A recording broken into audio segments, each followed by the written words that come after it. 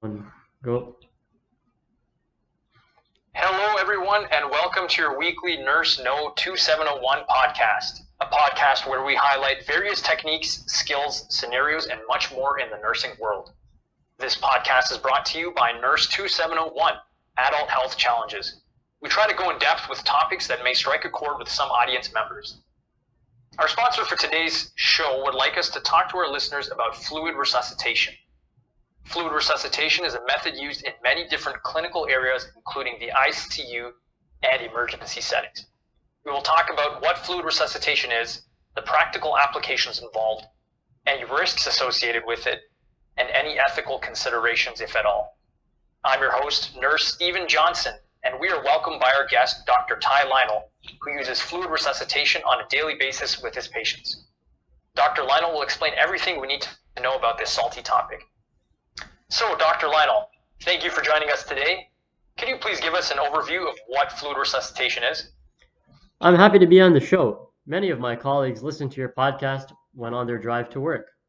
It's so informative. Anyway, fluid resuscitation involves rebalancing the fluid volumes in the circulatory system after extensive fluid loss. Excellent. That sounds really straightforward. Can you provide us with any examples of a time when fluid would need to be rebalanced? Certainly, when we have sepsis, metabolic acidosis, acute kidney injury, rehydration, electrolyte, and post-surgery requirements. Anytime we have significant blood loss, or a patient is experiencing kidney dysfunction, we try to restore electrolytes and plasma volumes quickly. And we can also use fluid resuscitation for maintenance therapy. Shafiee, Bohn, Hoorn, and Halperin academics have outlined how to perform maintenance therapy in NPO patients in a 2003 study. We need to really look at the input and output in patients too. We don't want to overhydrate them. So we need to follow the standard minimum daily output values, which are about 500 mils of urine, 500 mils through the skin, so that includes sweating and things like that, 400 mils of through the respiratory tract. And that's in the form of water after metabolic reactions, including carbon dioxide and bicarbonate. And lastly, there's 200 mils through the stool. Remember that we can get fluid through a variety of places, so we have to keep in mind what a patient is eating, if they are eating. That is extremely important. It sounds really serious. So would you say that hemodynamic shock is a common occurrence where fluid resuscitation is needed? Extremely so. Hemodynamic shock involves systemic failure, and without circulating fluids, we're in a battle to keep the organs functioning. Makes sense. So we've discussed the practical applications now, but how does one go about using fluid resuscitation?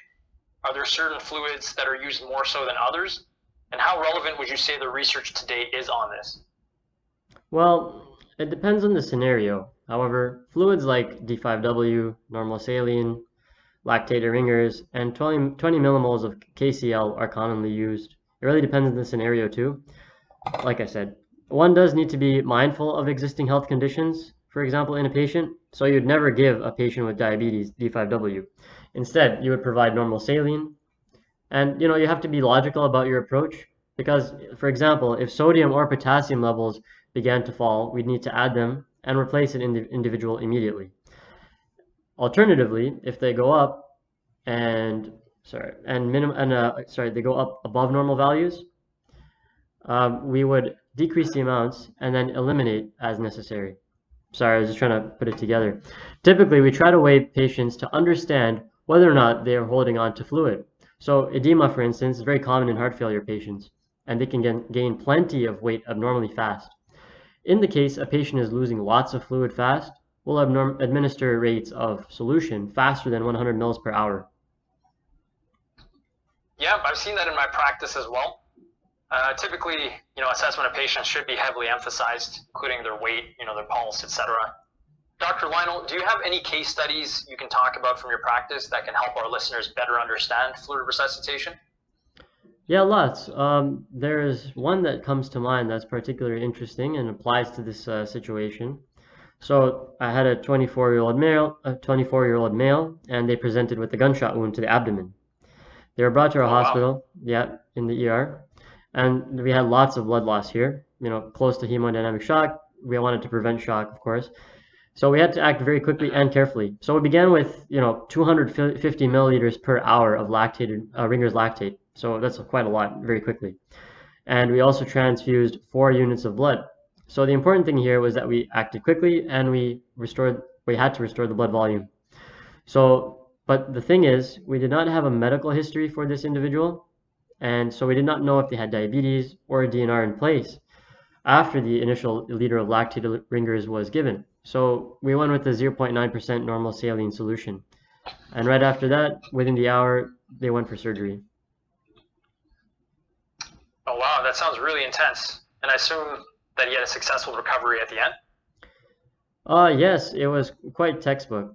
So I did not follow up with his care afterwards, but I know he was released from hospital after 2 weeks. Oh, okay, that's great to hear. So I know there really is a lot to consider here, and taking action with appropriate measures really sounds essential. And I've heard of palliative scenarios where patients are on the verge of dying and they've accidentally been given fluids through an IV, but a DNR is in place and the family sues. Anyway, looks like we are out of time, and this has been a really informative interview, Dr. Lionel. I wish we could talk about this all day, but special thank you to you, Doctor, for being on the show, and thank you to our listeners. If you want to support what we do, then please share, subscribe, and leave a review on iTunes. Head over to www.NURS2701.net for daily podcasts. I'm your host, Stephen Johnson, and thank you again for joining us.